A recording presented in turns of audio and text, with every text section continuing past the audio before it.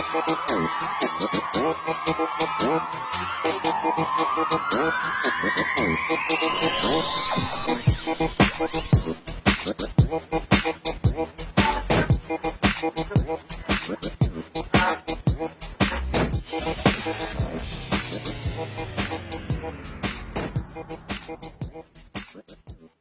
man, it is the Ace Micheals Show, and that is what's going on. Friends of mine are on a diet. They're doing all these diets with these different names. They're trying to do the Atkins and the carb and the I'm eating only gin and vodka diet. Anyway, I thought it might be good to have somebody on the show who actually knew what you were supposed to eat and what you were not supposed to eat so that we could get it all together. So welcome to the show today, my friend Jodi Tiahrt, who has won, I think I read 8 times competitive champion. No. She was, 18, brother. No. You're saying 8, 28, brother. More. Okay, well, 58. No, how many times did you... Well, I have 76 titles. 36 Okay. first, and then I won the Natural Olympia as a drug-free athlete twice. Okay, so I can say I'm a tested athlete, meaning I was drug tested for any type of steroids or any of that, and I won the Natural Olympia 2 times. So let's go. And I'm retired. Let's go right into that. So you clearly had a passion for fitness early in life, Yes. because you obviously you don't do that unless you love it. Correct. Why did you get into that?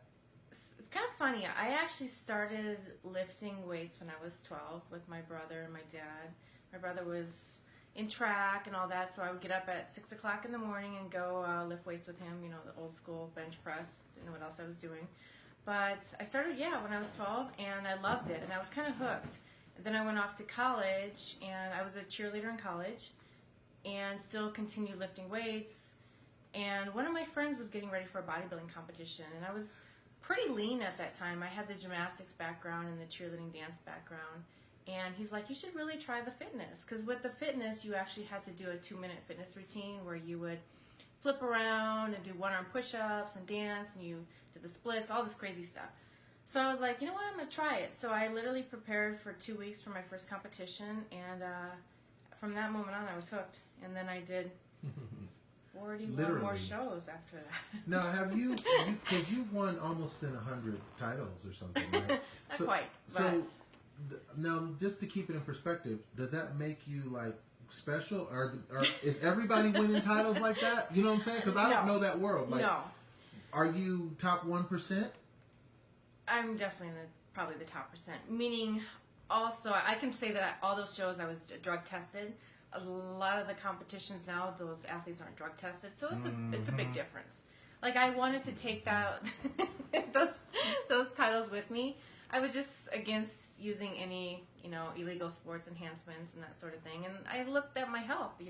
20, 30 years down the road, I didn't want complications or heart failure, liver failure from what I did 30 years ago. So, wow. Yeah.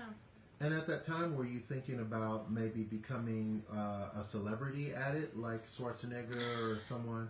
No, I didn't. The crazy thing is I got into that routine where I was like, okay, the next show. And then I was like, I'm winning all these shows. This is stupid. What am I doing with this? And obviously I was certified as a trainer from years ago, and I started training people, and I liked it and everything, but I knew there was more. Only reason why I say that is because my degree was biology pre-med. I took the MCAS, wanted to go to medical school. I thought I was going to be a doctor. I actually wanted to do cosmetic surgery, and all of a sudden now I'm like, what am I doing with my life? I'm doing all these fitness competitions. I'm a trainer, and I was living in Las Vegas at the time, so I got sucked into the casino industry, into cocktailing and all that, because of the money. And then I was like, what am I doing? I need to use my brain.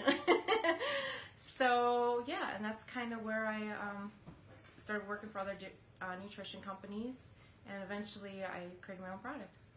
And so then let's talk about your product for a second, because I think it's amazing that you've created your own product. Some people can only talk about creating something, and they'll talk a lot about it. Yes, they will. But getting it done is a whole nother story altogether. So how did you get it done? Like, first off, I think it's important that people know. Bang my head against the wall. Yeah, look, like I think it's important that people know research. you're not coming from an entrepreneurial background, No. right? This isn't like, oh, one of my many businesses. This is something No. you decided you were going to do, and then you just did it. And the funny thing is like I briefly told you, my degree was biology pre-med. I had chemistry, health science, and math minors. I was very, very smart. Took 0 business classes in college. So all of a sudden, I'm trying to run a business, and I have no business skills. Wow. But it's one of those things where I think you gradually pick it up and you learn. And when I was starting this whole process, I actually had worked for other nutrition companies in the past, and I was sitting there and thinking this whole time when I'm working for them, they have this amazing product, but they're actually putting all this crap in their protein bars, and it bothered me. So I started doing a lot of research and more research and more research. I wanted to make a protein bar that had the best, highest quality ingredients possible out there. So that's basically what I did, and it was a lot of testing. Let me tell you, a lot of testing. And you did all this with no culinary background either? Like, you didn't know how to ask. So what'd you do the first time? You just put stuff in a batch in a bowl and be like, here, Jimmy, eat this. Oh, snap. Sort of. Jimmy turned into a frog. Okay. Reggie, you eat this one. Not exactly. It was my main thing was to get the right protein that I wanted. I wanted it to be hormone-free, lactose-free. I wanted to only be whey protein isolate. I didn't want a combination of milk protein or calcium caseinate in the bar. So it was hard to get that down. And let me tell you, I went through lots of money. Yes, lots of money. And then I created it, and then I sent it to a lab, and I was like, no, these nutritionals aren't where I want it. So then it was to reformulate and get it exactly to where the nutritionals were exactly where I wanted it to be. My main thing was I wanted a protein bar that was high protein. It was high fiber. It was low carb. It was no added sugar. It was gluten-free. I didn't want any sugar alcohols. I wanted no sucralose. So there was a lot of like no's that I wanted to make sure were in my bar. So it was a process. And and then once I got that first basic formula down, it was like, okay, I can make all these different flavors. Wow. Yeah. But now, speaking of no's, Yes. does Jodi get to date during this whole time? Because Jodi's a good-looking lady, and I'm sure these guys are asking you out, and you're like, I got to work on protein bars tonight. Sorry. Well, there's always a story behind that. So I'll just say when I first started this whole process of making the protein bars, I made the mistake of dating somebody that was the biggest mistake in my life, but also the biggest learning lesson in my life. That's how it works. And you can't have one without the other. So since then, which has been over 2.5 years ago, I've just put all my time, energy, focus into my company, and that's been the best thing I've ever done in my life, honestly. Because when your focus is split, let's say, then the other side always wins out. You end up not doing what you want as much. You end up not focusing on what you want as much because you got to adhere to the whole thing, the drama, whatever the drama could be at that situation. Do you think that you're like empowering to people just in what you've done? Absolutely. The reason I say that is because it's probably more for empowering women. And the reason I say that is I've actually gone through a lot of really, really horrible, bad relationships where I should not be alive right now. And somehow I made it through these situations. And my close friends, they know the stories. And I was actually, when I lived in LA, I was in LA for a short period of time. I was an advocate for safe passage or safe nest or abused women. We're very familiar. So yeah, I do have a story about that. And I don't talk much about it, but my friends that are close to me know what I've gone through with these men. And I think as a woman, I feel more empowered to myself. And hopefully I can have other women that are going through similar situations, either get out of the situation or pursue a degree or passion, something that they can, move forward into. Now, one of the things about being a person who tries to follow a vision, you have your own idea, you have something you want to get done. To me, one of the hardest things about it is finding someone to help. Not necessarily to partner with, but just when you say, okay, these recipes got to be cooked tomorrow. Right. And you really can't leave it to Stella to get it done because it's not going to get done the way you, as the visionary, wanted to get done. Right. It sounds like you're familiar with that, or you agree a little bit anyway. Yes, I do. And right now, I'm pretty much. I did recently take on an investor, a partner. Mm-hmm. It's more of a silent partner, which has been a blessing in my life to help me financially to grow the company from just me to obviously mass distribution. But at the same time, I get nervous because, you know, it's my baby. And if you wanted to say, hey, Jodi, I want to come help you make some protein bars today. I know you're buried. I get a little nervous. I'm not going to lie. Sure. Because I feel like my name and my, you know, is going on every single bar that, you know, goes out. Do you have any like crazy bad protein bar story? You could. It's like, has there Well, ever been the a funniest thing? Not necessarily bad, but there's been times where, you know, I'm up late making protein bars or whatever, and do some kind of mess up something, but it actually ends up turning out to either be a new flavor or a new idea. So it's been kind of a blessing, but yeah. And you try all your protein bars, right? So when you make a new one, you make a new one, you're the first one to try it. Yeah, absolutely. So you've had how many tons of protein bars in your life? You had so much protein. Yes. That's why when people ask me if I have a protein, I'm like, no, I don't want to look at protein bars. Hey. When they say, when I'm on vacation, no, I don't want protein bars. I want real food. Right. That's funny. And so recently, Jodi, you just started a show. I saw a little teaser clip. I watched an episode of your show.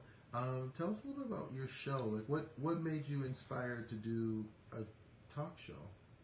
I don't know.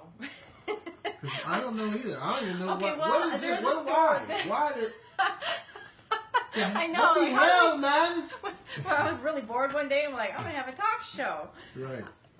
It's kind of funny. I started doing these, you know, Facebook Live. Hey, here I am with my dogs. And this girl that has her own show, Micheals Davis, she used to watch my videos. And She's on my show. Yes.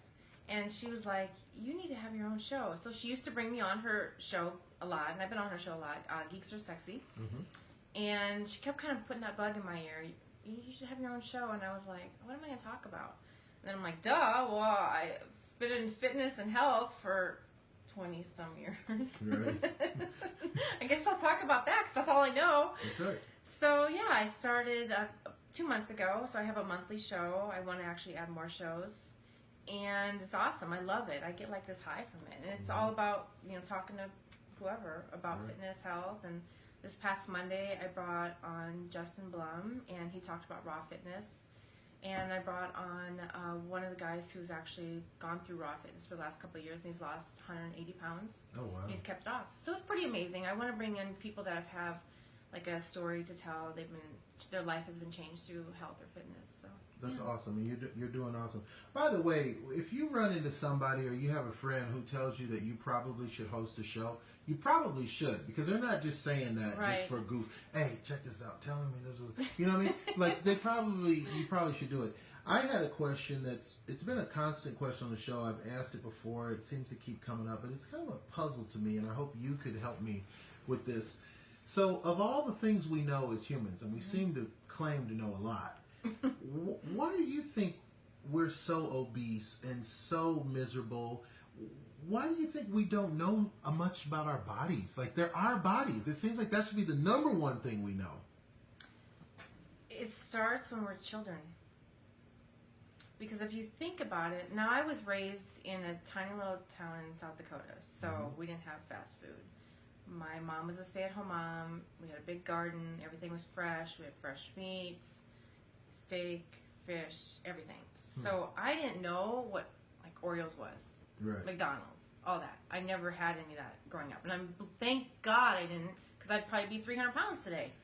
Okay. So I think as adults, and we're busy working. I don't have children, but I'm saying this as if I did have children. We're busy working. It's more easy or more convenient for us to, coming home from work, I'll grab some hamburgers from McDonald's. Sure. So there's where the problem starts. It starts with us. So the problem kind of starts, it sounds like you're saying pre-adolescent.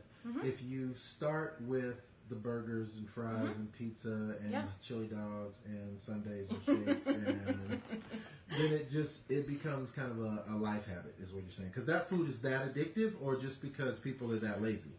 People are lazy. People are lazy. Absolutely. Because think about it. If you're working, if you have a husband and wife, they're both working, so figure 40 hours a week, and taking the kids to school, etc. The time they get home from work at night, they're tired. It's easier for them just to drive through the McDonald's, pick up some hamburgers or pizza or whatever, than to actually take the time to prep the food, cook the food.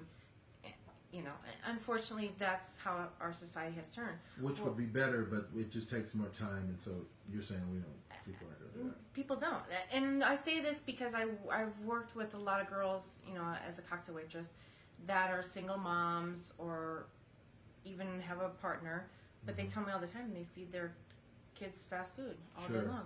Sure. It's like they don't take the time to cook because they don't have time. Yeah. So people need to realize that to be healthy and to stay healthy, it is a lifestyle. You have to make the time to cook the food. You have to make the time to exercise. You have to, you know, it's all mental, spiritual, emotional, physical health. You know, it's got to be the whole circle. How many hours a week do you work out now? How many hours a week? Now that you're not competing, like, how many are you? 20 hours a week? 40 hours? No. 50 hours a week? 5 hours a week? Like, I go to the gym probably 5 to 6 days a week, but my workouts are way different than they used to be. They're higher intensity, simply because I don't have the time to be in there hours like I used to. Now I'm trying to picture. So now are you going to the gym like cranking it out like in 15 minutes? Like, no, I do a lot of protein bar time. No. Like what do you mean it's different? Like what changed? One, I've educated myself to do a different type of training. Okay. So when I was competing, I did an hour of cardio in the morning. And then I go back at night, and I would do an hour of weights at night. Maybe tonight would be leg day, so I would do an hour of legs, like walking, lunges, squats, etc. And then because I did a fitness routine, I had gymnastics practice, so I had to go and practice my routine.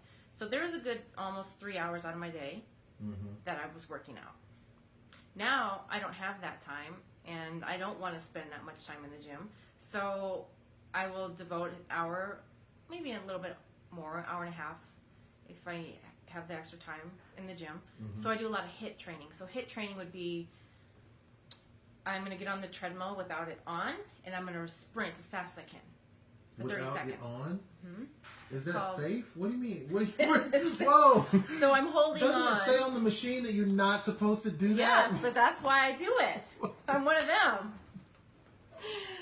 But I'm going to tell you, you're going to get in shape like that. You're going to burn fat like that. Crack your head. Something's going to happen. Oh, you have some results of some kind. Yeah. You hold on, and without the treadmill's off, and you're going to just start sprinting and move that belt. Try it. She is a real seeker. Okay. Just so you know, like if we become friends, just so you know, I don't do anything that's life-threatening. Just so you know, like I'm the one. I look at the link downtown in Las Vegas, and I go, time to get a donut. No, so okay, so you do that, right? Yes. And that's helpful to you, and it doesn't take a lot of time. Correct. And it burns a lot of calories. It would seem like you would have like some kind of memory that your body, since you've done so much competing, it would seem like there's certain things your body would still want you to do. Like sometimes boxers, they can't just stop boxing. Their body is so used to that impact and the cardio workout. Do you have things like that? Absolutely. But I still do, you know, leg day and that sort of thing. But I'm doing a lot of supersetting. A lot of, let's say I'm going to do some chest, right into a back exercise, right into an arm exercise. And I'll rest for 30 seconds, repeat that 3 or 4 times over, and move on to so my workouts are a lot quicker. I'm not looking to build muscle in the gym. I have muscle, just burn some fat, keep my cardiovascular health up there. Yeah. Now you mentioned Micheals Davis, who is one of the most amazing women that I've ever met. And she's also in super shape, and I think she used to compete too. Are a lot of your friends, are they competitors or post-competitors, or a lot of gym people? Absolutely. Yeah, absolutely. So could you have obese friends? Absolutely. I have the widest array of friends, all nationalities, everything. Yeah, I don't, in fact, most of my friends aren't even in the fitness industry anymore, just because, how do I say it? The real serious ones that still are trying to be Mr. Olympia or whatever and make millions, and they haven't figured out that it's not going to happen. They're not going to get a $1 million paycheck at the end of the year. I don't need them to be walking around carrying their chicken breasts and their brown rice and their green beans. I respect that 100%. That used to be me. But if we're going to dinner and it's your birthday party and my friend has their chicken breasts and brown rice with them, it's like, okay, I respect that, but you need to have balance in your life. Sure. And I used to be one of those. I never had that balance. All I thought about was working out. And thank God I got past all that and got past that point where it's time to get into career mode. It's time to use the brain. It's time to do something with my life besides doing a bench press or a leg press. Yeah. Good for you. And so do you have you written a book, or you have an aspiration now to maybe write a book of your, you've done some pretty amazing things. It's funny, I've been asked by many people to write a book. They wanted to do a movie on my life, because I've been through a lot of, like I said, BS, drama. Ups and downs, yeah. Yes. So, and it's the struggles, actually, where I've learned everything in my life. It's not from the success, it's from the struggles. Sure. When I didn't know what the heck I was doing, when I was in these bad relationships and I didn't know how to get out. Yeah, that's where you learn. You're such a powerful woman now. It's hard for me to imagine you in a bad relationship. Like, it's easier for me to see you as an asexual, iconic person than for me to see you with any person, male or female. You're walking into a place and they're mistreating you. I can't see that for you. It's funny because I look back at the last 2 years and I thought a lot about why was I always attracted to these men that were assholes. And I realized what it was. I thought I could help them and fix them. Whether it was with their job, their career, their financial situation, their issues, whatever, their anger issues, their mommy issues, whatever they had going on. I thought I could be that savior. That's a common abused woman thing. They always say that. Oh, they're going to help him. Yeah, you want to be the savior. No, I'm going to save myself this time. You can't, Stay away from that. change anybody that doesn't want to change. They got to want to change. If they want to change, maybe you can be there to witness that change. That's about it. But you surely cannot change them. It ain't going to happen. It ain't going to happen. And the funny thing is that even though a lot of this happened years ago, and those people continued on that same path, whether it was abusing the next woman or staying down that same path of drugs or alcohol or whatever it was, And so none of the stuff you did really changed them at all. No. When you think about it. And I look at the girls that they were with after me, and I thought, some of them reached out to me. Right. And, they weren't strong enough to pull through and walk away from the situation. And that's sad. And it's sad, you know. I see it all the time. Yeah, that definitely is sad. Well, on another note, you're doing great. And if people want to contact you on the www, how do they reach out and find you now? Go to my Facebook, which is Jodi Tiahrt, or Instagram is Jodi Tiahrt Fitness, or you can just send me an email at joditiahrt@gmail.com. And that is what's up. Jodi, thank you so much for being on the show today. Hey, thank you guys for watching, listening, and sharing. And like I said, if you ever want to be on the show, we gave you the number.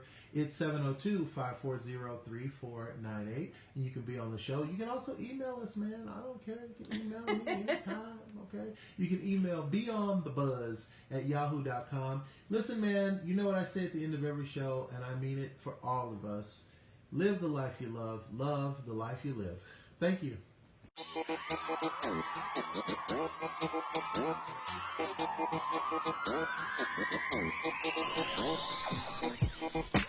you.